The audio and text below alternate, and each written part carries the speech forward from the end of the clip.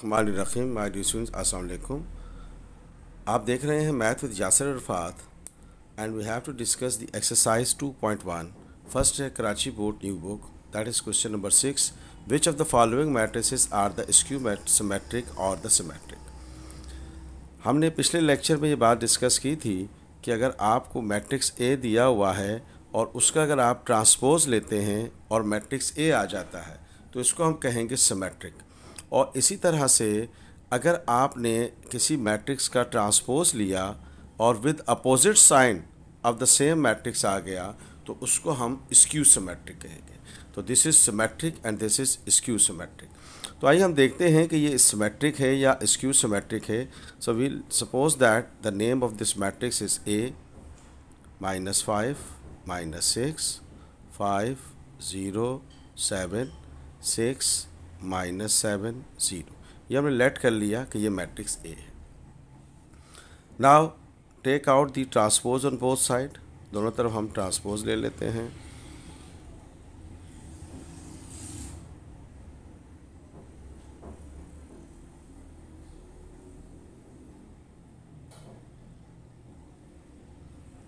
Transpose का मतलब होता है रो का कॉलम बना दें या कॉलम का रो बना दें। अब जैसे ट्रांसपोज ये रो है तो उसको हमने कॉलम बना दिया, ये रो है इसका हमने कॉलम बना दिया, ये रो है इसका हमने कॉलम बना दिया। तो आप देखेंगे अगर इसको आप ए से कंपेयर करें तो आप देखेंगे ये -5 है, ये +5 है, ये -6 है, ये +6 है, यानी कि है same with the opposite sign है। तो हम क्या करते हैं, नेगेटिव साइन कॉमन ले लेते हैं। और मैट्रिक्स के अंदर जब कोई साइन कॉमन लेते हैं तो इसका मतलब है कि we have to change the sign of all elements which are given to you in the matrix. तो अब ये क्या हो गया, 0 की कोई साइन नहीं होती। ये +5 है तो क्या हो गया -5, ये +6 है तो क्या हो गया -6, ये -5 है तो क्या हो गया +5, 0 7 6 -7 एंड 0। 0 हमेशा याद रखें न्यूट्रल होता है, इसकी कोई साइन नहीं होती। अब अगर आप देखें इसको मैट्रिक्स ए से कंपेयर करें तो देखें this is a matrix A, that means A transpose it is equals to -a, that means A is skew symmetric. अगर सिर्फ ए आ जाता तो हम कहते ये सिमेट्रिक है। तो this matrix is skew symmetric, ये हमारे पास प्रूफ हो गया।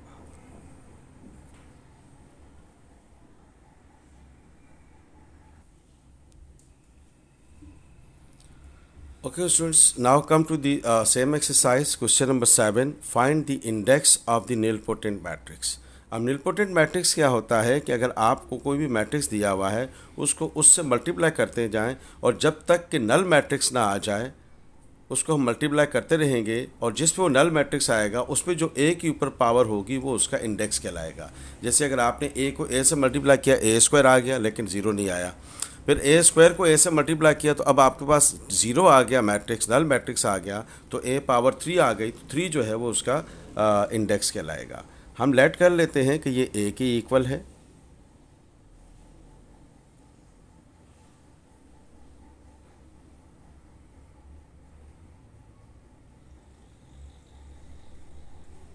तो आइए हम क्या करते हैं, पहले हम a² को कंसीडर करते हैं, यानी कि a² means a multiply by a। तो a² that is equals to 0 1 0 0 0 1 0 0 0। इसको इसी से मल्टीप्लाई कर देते हैं, 0 1 0 0 0 1 0 0 0। अब दो मैट्रिसेस को जब हम मल्टीप्लाई करते हैं तो ये ख्याल रहे रो को कॉलम से मल्टीप्लाई करेंगे, ठीक है ना। रो को कॉलम से मल्टीप्लाई करेंगे यानी कि 0 मल्टीप्लाई बाय 0, फिर +1 मल्टीप्लाई बाय 0, फिर +0 मल्टीप्लाई बाय 0। जब आपने एक रो को कॉलम नंबर 1 से मल्टीप्लाई कर दिया, तो now you have to leave some space here, थोड़ी सी जगह छोड़ेंगे। The same row multiply with the next column. तो अभी 0 multiply by 1, 1 multiply by 0 and then 0 multiply by 0। ये रो इस कॉलम से मल्टीप्लाई हो गया। अब लास्ट वाले पे आइए, 0 multiply by 0, this 0 plus 1 multiply by 1, फिर ये 0 मल्टीप्लाई बाय 0। अब आप देखें सेकंड रो की बात करते हैं। अब ये सेकंड रो है, ये सेकंड रो, फिर column number 1, column number 2, column number 3।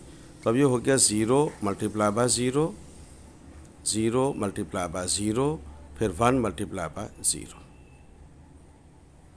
फिर the same row with the next column, 0 multiply by 1, 0 multiply by 0, 1 multiply by 0। अब यही रो अगले कॉलम से मल्टीप्लाई होगी, तो ये हो गया 0 multiply by 0, 0 multiply by 1 and 1 multiply by 0। अब तीसरी रो पे चलते हैं, this row multiply by this column and column number 3। तो ये हो गया 0 multiply by 0, 0 multiply by 0 and then 0 multiply by 0। Row को कॉलम से मल्टीप्लाई कर। अब यही रो इस कॉलम से मल्टीप्लाई होगी, तो ये क्या हो गया, 0 multiply by 1, 0 multiply by 0 and 0 multiply by 0। Similarly 0 multiply by 0, then 0 multiplied by 1 and then 0 multiplied by 0। अब अगर ये मल्टीप्लिकेशन का फॉर्मेट सही है तो every second column remain same. अगर आप देखें कि हर दूसरा कॉलम जो है वो सेम है, तो इसका मतलब है कि जो मल्टीप्लिकेशन का फॉर्मेट बनाया है आपने वो गलत नहीं है, वो सही होगा। बाकी अगर कोई नंबर आगे पीछे कर दिया तो एक अलग बात है। I am talking about the format of the multiplication. तो ये 0 मल्टीप्लाई बाय 0 मल्टीप्लाई बाय 0, तो नेट रिजल्ट 0 आ गया। ये भी 0, ये भी 0, ये भी 0, 0 हो गया। ये 0, 1 और ये 0, तो यहाँ 1 आएगा।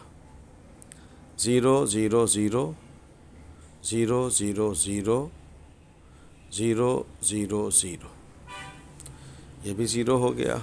0 0 0 0 0 0, ये 1 बच गया हमारे पास। जब तक हम मल्टीप्लाई करते रहेंगे जब तक कि ये मैट्रिक्स आपका नल मैट्रिक्स नहीं हो जाता। तो अब इसका मतलब ये हुआ कि अब ये ए स्क्वायर है, तो अब इसको दोबारा ए से मल्टीप्लाई करेंगे तो ये क्या हो जाएगा, ए क्यूब हो जाएगा। 0 0 1 0 0 0 0 0 0, ये ए स्क्वायर है। अब इसको ए से मल्टीप्लाई कर दें आप, ए आपके पास ये है 0 1 0 0 0 1 एंड देन 0 0 0। ख्याल रहे कि हमने क्या निकाला है, ए क्यूब। ए क्यूब का मतलब क्या हुआ, ए स्क्वायर इंटू ए। ये तो this is the value of A square and this is the value of A. अब इसको मल्टीप्लाई करेंगे। मैट्रिक्स निलपोटेंट है उस वक्त तक हम करते रहेंगे जब तक कि हमारे पास नल मैट्रिक्स नहीं आ जाता। तो अब ये हो गया ए क्यूब, दोबारा वही मल्टीप्लिकेशन करते हैं। रो को कॉलम से मल्टीप्लाई किया जाता है। Row number 1 with column number 1, then column number 2, then column number 3 and we have to repeat the same activity. तो ये हो गया 0 multiply by 0, 0 multiply by 0 and then 1 multiply by 0। ये पूरा कॉलम इस पूरे रो पूरे कॉलम से मल्टीप्लाई हो गया। अब इस रो को इस कॉलम से मल्टीप्लाई करेंगे तो ये हो गया 0 multiply by 1, 0 multiply by 0 and then 1 multiply by 0, 0। दोबारा देखें, 0 multiply by 1, 0 multiply by 0 and 1 multiply by 0। थोड़ी सी स्पेस छोड़ देंगे, फिर दोबारा इस कॉलम को रो को थर्ड कॉलम से मल्टीप्लाई करेंगे तो ये हो गया 0 multiply by 0, 0 multiply by 1, this one and 1 multiply by 0। दोबारा देखते हैं, 0 multiply by 0, okay, 0 multiply by 0, फिर 0 multiply by 1, 0 multiply by 1 and then 1 multiply by 0। अब दूसरी रो की बारी आ गई। दूसरी रो मल्टीप्लाई बाय द पहला column, 0 multiply by 0, 0 multiply by 0 and then 0 multiply by 0, this row and this column.